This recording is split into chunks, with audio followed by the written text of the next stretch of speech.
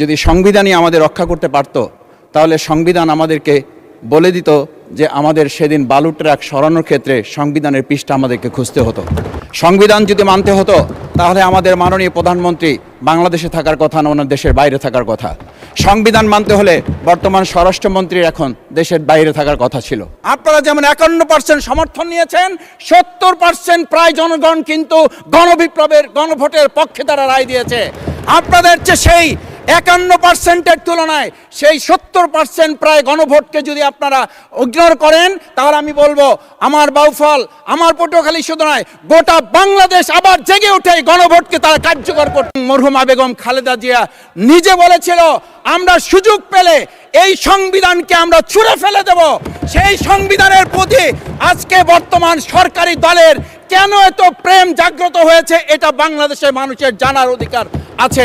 আমি মনে করি গণভোটের বিরোধিতা করার অর্থ হচ্ছে আমরা আয়নাঘরকে সমর্থন করতে চাই। গণভোটের বিরোধিতা করা মানে হচ্ছে 70% মানুষকে আমরা অন্যায্যভাবে তাদেরকে আবার ধিক্কার জানাতে চাই। পটুয়াখালী 2 আসন থেকে নির্বাচিত মাননীয় সংসদ সদস্য জনাব ডক্টর মোহাম্মদ শফিকুল ইসলাম। আসসালামু আলাইকুম। মাননীয় স্পিকার, আপনাকে ধন্যবাদ। আজকে আমি মহান আল্লাহর দরবারে শুকরিয়া আদায় করি এবং আমার প্রিয় পটুয়াখালী 112 বাউফল 2 আসনের যারা নির্যাতন, নির্মম এবং হামলা মামলার শিকার হয়েও ভয়কে জয় করে ন্যায় এবং ইনসাফের প্রতীকে ভোট দিয়ে তারা আমাকে বিজয় করে এখানে কথা বলার সুযোগ করে দিয়েছে।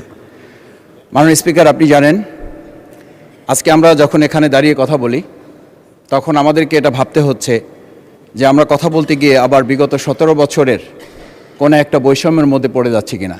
কিন্তু আমাদেরকে এটা ভাবতে হচ্ছে, আমরা যখন এখানে দাঁড়িয়ে কথা বলছি, আমাদের কথা বলার সময় শহীদ শরীফ ওসমান হাদি ইনসাফের পক্ষে কথা বলার সময় বলেছিল, আমার প্রতি যে জুলুম করবে আমি তার সাথেও ইনসাফ করতে চাই। আমরা লক্ষ্য করেছি এই সরকার প্রতিষ্ঠিত হওয়ার পর শরীফ ওসমান হাদির ব্যাপারে তার বিচারে কতটুকু কার্যকারিতা নিয়ে এসেছে তা আমরা এখন পর্যন্ত জানতে পারিনি। আমার মনে হয় আমরা সংবিধান নিয়ে ঘাটাঘাটি করতে করতে যদি সংবিধানই আমাদের রক্ষা করতে পারত, তাহলে সংবিধান আমাদেরকে বলে দিত যে আমাদের সেদিন বালু ট্রাক সরানোর ক্ষেত্রে সংবিধানের পৃষ্ঠা আমাদেরকে খুঁজতে হতো। সংবিধান যদি আমাদেরকে রক্ষা করতে পারত, তাহলে 72-এর সংবিধানের আলোকে আজকে আমাদের এখানে থাকার কথা না, আমি শফিকুল ইসলাম মাসুদ আমার এখন জেলখানায় থাকার কথা। সংবিধান যদি মানতে হতো, তাহলে আমাদের মাননীয় প্রধানমন্ত্রী বাংলাদেশে থাকার কথা না, ওনার দেশের বাইরে থাকার কথা। সংবিধান মানতে হলে বর্তমান স্বরাষ্ট্রমন্ত্রীর এখন দেশের বাইরে থাকার কথা ছিল। সংবিধান মানতে হলে যে বাচ্চাদেরকে আজকে এখানে শিক্ষা দেওয়া হচ্ছে, দীক্ষা দেওয়া হচ্ছে, কিংবা তাদেরকে কোনো কোনো ক্ষেত্রে জাসদের সাথে তুলনা করা হচ্ছে, সেই বাচ্চাদের নিয়েই আমরা এই সরকার দলের লোকদেরকে, সরকার দলের সম্মানিত নেতৃবৃন্দকে আমরা চোখের পানিও ফেলতে দেখেছি, আবার কাউকে কাউকে কথা বলতেও শুনেছি যে এই সমস্ত বাচ্চাদের, আমরা তাদের শিক্ষার্থীদের আন্দোলনের সাথে আমাদের কোনো সম্পর্ক ছিল না।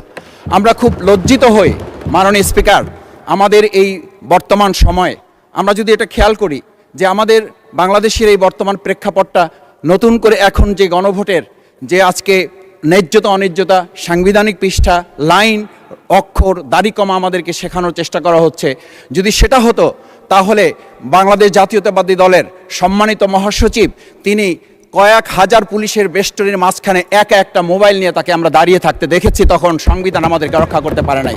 মাননীয় স্পিকার, আমি 350 মামলা নিয়ে 7 মাসের ব্যবধানে, আপনিও আমার 2-1টা মামলাতে আপনি আমাকে সহযোগিতা করেছেন, সেটা এই সুযোগে ধন্যবাদ জানাতে চাই। আমার 350 মামলা জামিন করতে 7 মাস সময় লেগেছে, আমার বের হতে সময় লেগেছে 4.5 বছর। আমি সেই 4.5 বছরে 3 বার রিয়ারেস্ট হয়ে 2 বার গুম হয়েছি। আমি তখন ডিজিএফআই, এনএসআই, ডিবিএসবির কাছে জানতে চেয়েছিলাম আমার সামনে দিয়ে বড় বড় নেতারা বের হয়ে যাচ্ছে, আমার অপরাধটা কি?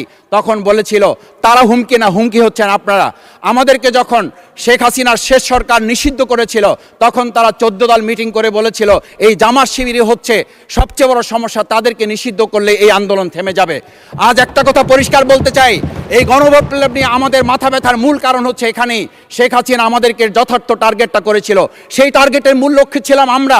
আমাদেরকে বলা হয়েছিল একটা গুলি করলে একটা সরে বাকিগুলো লড়ে না, সেই লড়ে না লোকগুলো ছিলাম আমরা। মাননীয় স্পিকার, যার কারণে আমাদেরকে তারা ভয় পায়। আমরা এখন বর্তমান সময় ভিডিও দেখতে পাই যেই শেখ হাসিনা বাইরে থেকে বলেছিল আমরা এই দলকে ভোট দিতে বললাম আর সেই দল আমাদের সাথে আবার বিশ্বাসঘাতকতা করেছে। আমরা সেই শেখ হাসিনার বক্তব্য শোনার পর আমরা কাউকে আজকে এখানে বলতে শুনে নাই শেখ হাসিনার ওই বক্তব্য সঠিক নয়। এই মানুষ প্রতারিত হয়েছে, বেইমানি করা হয়েছে। আবার যদি গণভোট জুলাই সনদ নিয়ে এই জাতির সাথে প্রতারণা করা হয় তাহলে মূল্য দিতে হবে শুধু নয়, আবার আমাদেরকে 17 বছরের সেই জেল জুলুম নিপীড়ন গুম খুনের জায়গায় আমাদেরকে ফিরে যেতে হবে।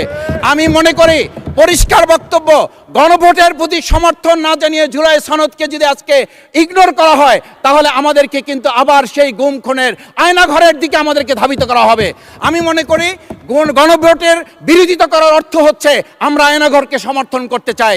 গণভোটের বিরোধিতা করা মানে হচ্ছে 70% মানুষকে আমরা অন্যায্যভাবে তাদেরকে আবার ধিক্কার জানাতে চাই।